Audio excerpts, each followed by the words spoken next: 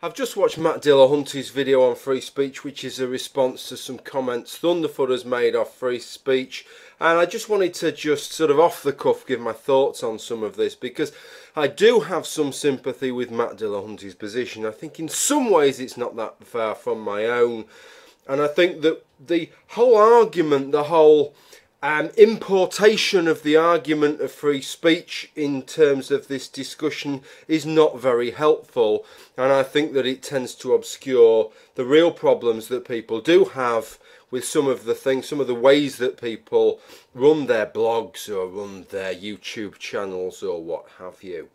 Seems to me that when we're talking about free speech, we're talking about rights, and I think most of us feel that there are no innate, inalienable rights. I think I'm right in saying that, and that the only rights that we actually have are the rights that we're empowered to have by the structures, the societal structures that we create for ourselves, governments and the like.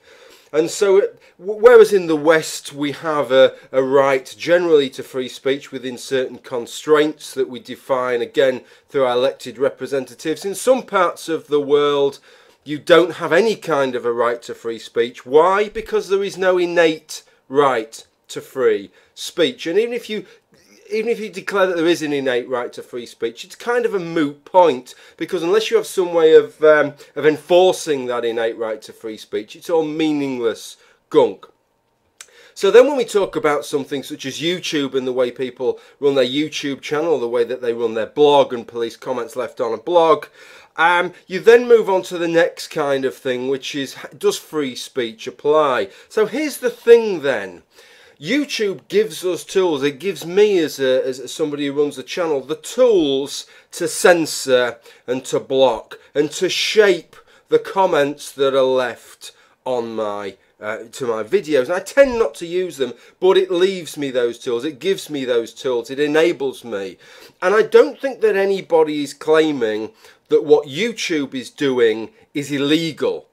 So there isn't a free speech issue there, is there? There isn't a legal free speech issue. We don't think there's anything innate about free speech, I think. Certainly my position, I think that's most people's position. So where does the problem lie?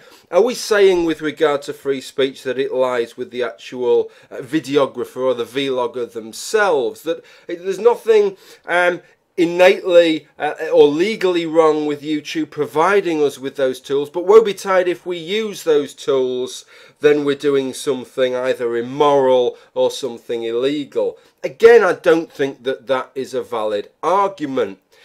Various different analogies have been used, really, to try, ridiculous, from bloody soapboxes to front rooms to everything in between, to try and say, no, it's quite kind of like the three blind Indian guys, isn't it? All examining the elephant, and one of them finds the ear and one of them finds the tail. You know, it's the same kind of thing as that. Behold, this marvellous YouTube. It is somewhat like a front room. It is somewhat like a soapbox. Bollocks, it's not like any of those things. We need to accept that some of the kind of structures that we have now, including some of these online structures, aren't really like any kind of other examples.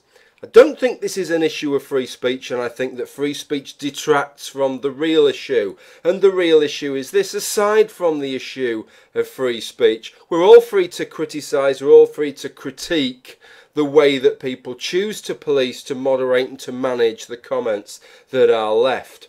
One of the analogies that I talked about there was the front room analogy. I think that was the analogy that Matt used. I don't know whether it's in this latest video or the video before that. And he talked about inviting people into his front room, and you're free to invite people into your front room, but it's up to you. You can throw them out. You don't have to have people in your front room. If it's your front room, then you can do with it as you will. Well, as I've said, I don't think these analogies are very good, but even if we ran with that analogy, what I have to say is this.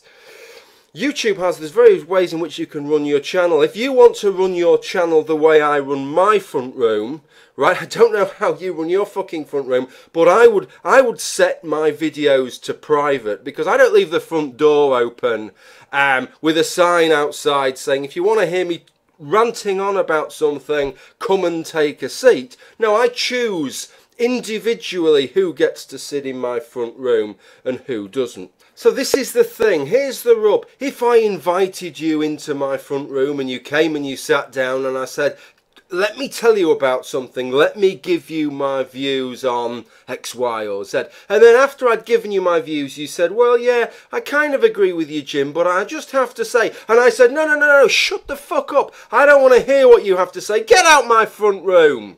I think what you'd probably say is, well, okay, you know, in the cold light of day, the next day, well, yeah, legally, Jim has every right to throw me out of his front room. Morally, Jim has every right to throw me out of his front room. But this really isn't the kind of behaviour that we would want to encourage or condone. If you've invited somebody into your front room and they've had the goodness and the grace to listen to you, then perhaps you should actually listen back and treat them in the same kind of way as they have treated you. So that's what I would say with all of this. Not only do I not agree with the free speech angle, I think it actually detracts, it sucks away from the real argument to be made. And the real argument to be made is that the way in which you moderate those public spaces that you occupy, those private public spaces that we have, YouTube channels and blogs, says a lot about the person that you are. And then we're free to critique that and we're free to criticise, notwithstanding your right to police them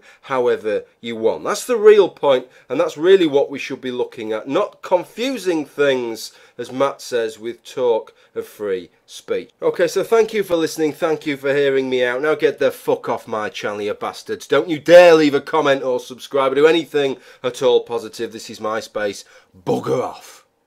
Bye for now.